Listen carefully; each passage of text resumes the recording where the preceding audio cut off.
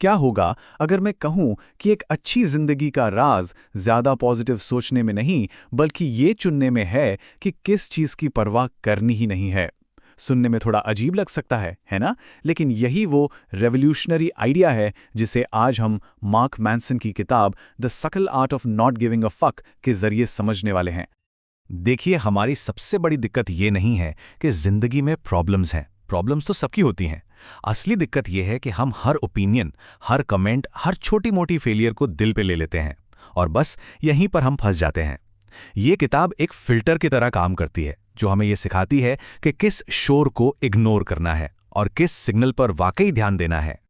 तो सबसे पहले एक बहुत बड़ी गलतफहमी को दूर करते हैं। नॉट गिविंग अ फक का मतलब लापरवाह होना या दुनिया से मुंह मोड़ लेना बिल्कुल नहीं है। इसका मतलब है अपनी एनर्जी, अपनी परवाह को सोच समझकर सही जगह लगाना। ये उदासीनता नहीं है, बल्कि ये चुनना है कि कौन सी लड़ाई लड़ने लायक है। ये इस बात से आज़ाद होना है कि लोग क्या कहेंगे। तो जब हम ये फिल्टर नहीं लगाते तो होता क्या है? हम हर छोटी बड़ी चीज़ की परवाह करने के जाल में बुरी तरह फंस जाते हैं। दिमाग में एक लगातार शोर चलता रहता है, एक तरह का इमोशनल ओवरलोड जो हमें अंदर ही अंदर खोखला कर देता है। अच्छा, ये हमारी रोज की जिंदगी में कैसा दिखता है? जरा सोचकर देखिए। एक खराब एग्जाम रिजल्ट को अपनी पूरी काबिलियत का सर्टिफिकेट मान लेना, या फिर सोशल मीडिया पर किसी अनजान के एक नेगेटिव कमेंट को अपना पूरा दिन बर्बाद करने देना। असल में हम अपनी खुशियों का रिमोट कंट्रोल दूसरों के हाथ में थमा देते हैं। और पता, ये जो हर चीज की परवाह करने की आदत है ना, ये हमें एक बहुत ही खतरनाक साइकोलॉजिकल ट्रैप में फंसा देती है, जिसे किताब में फीडबैक लूप फ्रॉम हेल कहा गया है। ये वो सिचुएशन है जब आप चिंतित होने के लिए खुद पर गुस्सा करने लगते हैं या असुरक्षित महसूस करने के लिए खुद को और ज्यादा असुरक्षित बना लेते हैं। ये एक मानसिक दलदल है जिसमें से आप जितना निकलने की कोशिश करते हैं उतना ही धंसते चले जाते हैं। तो ये लूप काम कैसे करता है? मान लीजिए आपको थोड़ी चिंता महसूस हुई, फिर आपका दिमाग कहता है, अरे मुझे चिंतित क्यों हो रहा है, मुझे नहीं होना चाहिए। और अब आप अपनी चिंता को लेकर ही चिंतित हो जाते हैं और बस ये चक्र तेजी से घूमने लगता है, आपको अपनी ही भावनाओं के जाल में फंसाकर। तो यहां पर सबसे बड़ा सबक क्या है? असली दुश्मन आपकी भावनाएं नहीं है, बल्कि उनसे भागने की आपकी कोशिश है। ये बिल्कुल एक परछाई की तरह है। आप जितना तेज उससे भागेंगे, वो उतनी ही शिद्दत से आपका पीछा करेगी। तो अगर भागना जवाब नहीं है तो फिर क्या करें?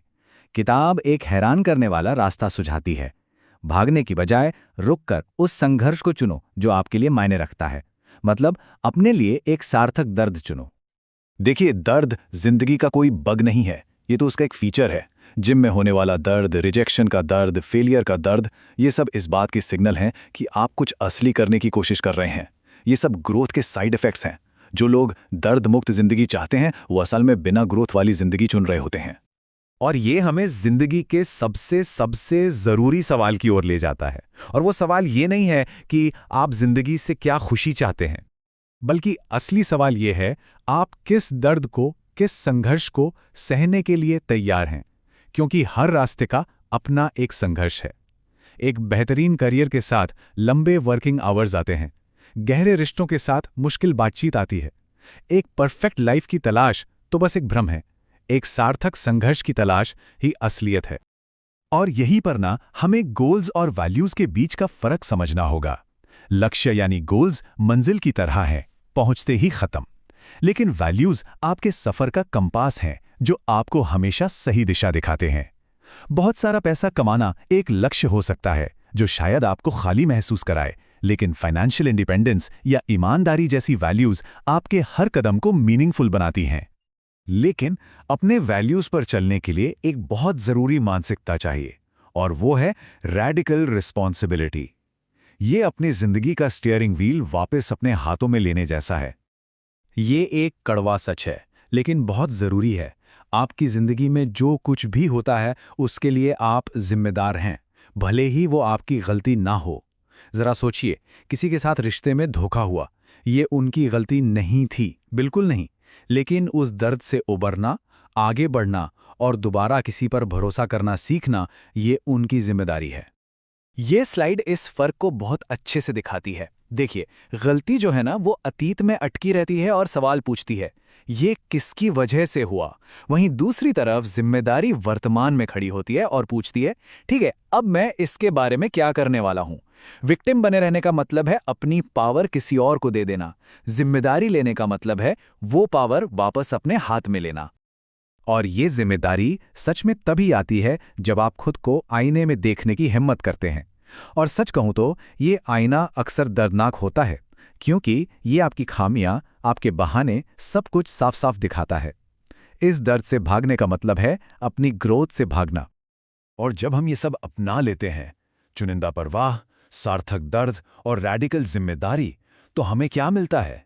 हमें मिलती है असली आज़ादी। वो आज़ादी जो जिंदगी की कड़वी सच्चाइयों को गले लगाने से आती है। किताब में इसे बैकवर्ड्स लॉ कहा गया है। मतलब आप किसी चीज़ को पाने की जितनी ज़्यादा ज़बरदस्ती कोशिश करते हैं, वो चीज़ आपसे उतनी ही दूर भागती है। आप जितना ज़्यादा खुश रहने की कोशिश करेंगे, उतना ही नाखुश महसूस करेंगे। ये बिल्कुल नींद की तरह है, आप उसे ज़बरदस्ती नहीं ला सकते, वो खुद आती है। सच्चा संतोष खुशी का पीछा करने से नहीं, बल्कि दर्द को स्वीकार करने से मिलता है। और इसी बैकवर्ड्स लॉ से कुछ और हैरान करने वाली सच्चाइयां निकल कर आती हैं कि असली हिम्मत परफेक्ट होने में नहीं, बल्कि अपनी फेलियर को स्वीकार करने में है। असली कनेक्शन मजबूत दिखने में नहीं, बल्कि अपनी कमजोरियों को दिखाने की हिम्मत में है। और सोशल मीडिया की चमक धमक एक जहर की तरह है, क्योंकि वहां हम दूसरों की हाईलाइट रील से अपनी बिहाइंड द सीन्स की फुटेज की तुलना करने लगते हैं। और शायद किताब का सबसे बड़ा और सबसे पावरफुल पैराडॉक्स यही है, ये मानना कि आप कोई असाधारण या स्पेशल नहीं है। ये आपको निराश नहीं करता, बल्कि ये आपको आज़ाद करता है। ये आपको हर समय कुछ न कुछ साबित करने के भारी बोझ से आज़ाद कर देता है। और आखिर में ये सारी बातें एक अंतिम सच पर आकर टिक जाती हैं, हमारी अपनी मौत। जब हम इस बात को स्वीकार कर लेते हैं कि हमारा समय सीमित है, तभी हमारी जिंदगी में असली मतलब और एक अर्जेंसी आती है। मौत का ख्याल ही वो अल्टीमेट फिल्टर है जो हमें याद दिलाता है कि क्या सच में परवाह करने लायक है और क्या नहीं। तो अब सवाल ये है, ये जानते हुए कि आपके पास इस खेल में बहुत ही लिमिटेड समय है, आप अपनी कीमती परवाह किस पर खर्च करना चुनेंगे? जिंदगी को किस चीज पर बनाया जा रहा है? प्लेजर पर, यानी कि मोमेंटरी सुख पर, या मीनिंग पर, यानी कि गहरे अर्थ पर? ये वो सवाल है जो हमारी आज की पूरी बातचीत का आधार है, क्योंकि हर फैसला कहीं ना कहीं यहीं से शुरू होता है। हम सबके सामने जिंदगी में एक बहुत ही फंडामेंटल चॉइस होता है। एक रास्ता है प्लेजर का, जो बस कुछ पलों का होता है, और दूसरा है मीनिंग का, जो गहरा और लंबा होता है। इन दोनों के बीच का फर्क समझना, सच कहूं तो, बहुत जरूरी है। यहां देखिए, दो रास्ते एकदम साफ नजर आ रहे हैं। एक तरफ है प्लेजर, ये शॉर्ट टर्म है, जैसे सोशल मीडिया स्क्रॉल करते रहना या दूसरी चीजों से बस ध्यान भटकाना। और दूसरी तरफ है मीनिंग, यानी अर्थ, ये लॉन्ग टर्म है। इसमें जिम्मेदारी है, कमिटमेंट है, त्याग है।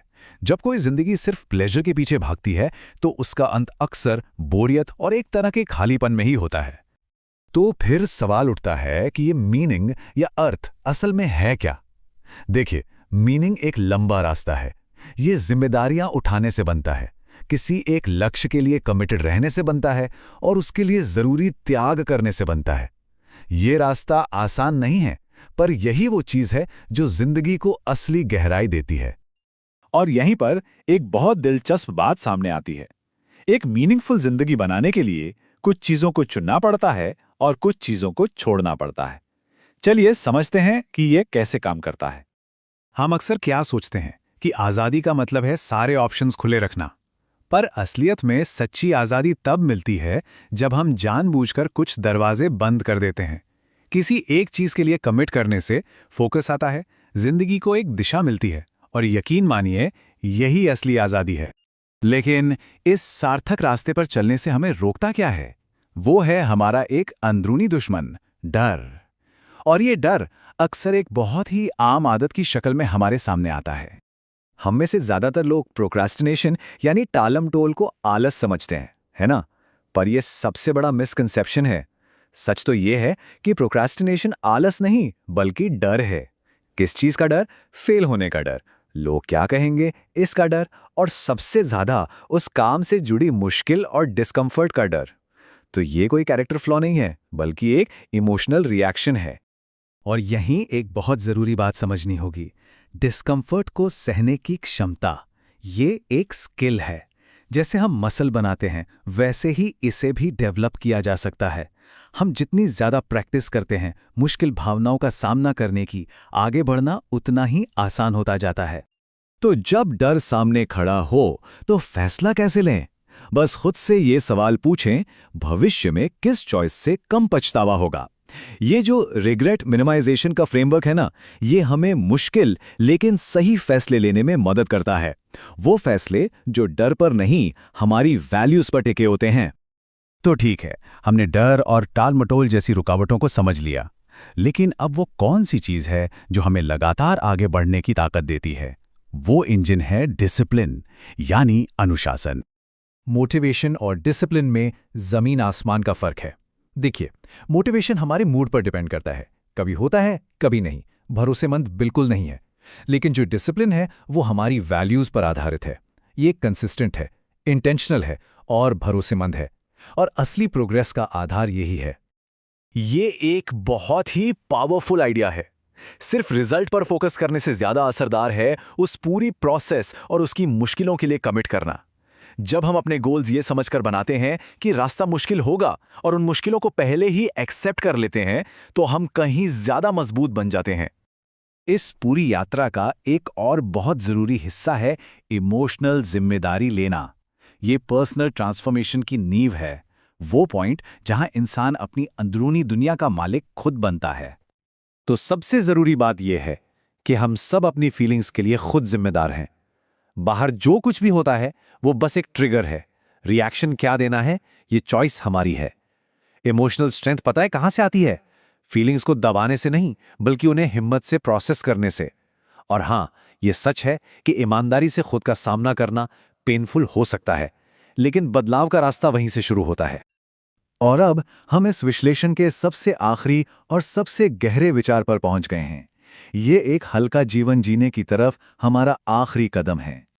जब कोई असफलता को, फेलियर को पूरी तरह से स्वीकार कर लेता है और यहां तक कि मौत की सच्चाई को भी अपना लेता है, तो पता है क्या होता है? जिंदगी एकदम सरप्राइजिंगली हल्की लगने लगती है। जब हम अपने सबसे बड़े डरों, फेलियर और डेथ को एक्सेप्ट कर लेते हैं, तभी असली आज़ादी महसूस होती है। वो बोझ उतर जाता है। तो अब सवाल ये है, क्या हम इस एक्सेप्टेंस के लिए तैयार हैं? अगर आपको ये एक्सप्लेनेशन पसंद आई हो और आप चाहते हो कि ऐसी ही और बुक्स को सिंपल हिंदी में समझाया जाए, तो चैनल को सब्सक्राइब करना मत भूलिए, क्योंकि यहाँ हर वीडियो एक नया आइडिया लेकर आती है जो आपकी लाइफ को थोड़ा और बेहतर बना सकता है। मैं आपसे अगले वीडियो में फिर मिलूंगा एक और पावरफुल बुक के साथ। तब तक याद रखिए, सही किताब सही वक्त पर मिल जाए तो जिंदगी का रुख बदल सकता है। गुड बाय और टेक केयर।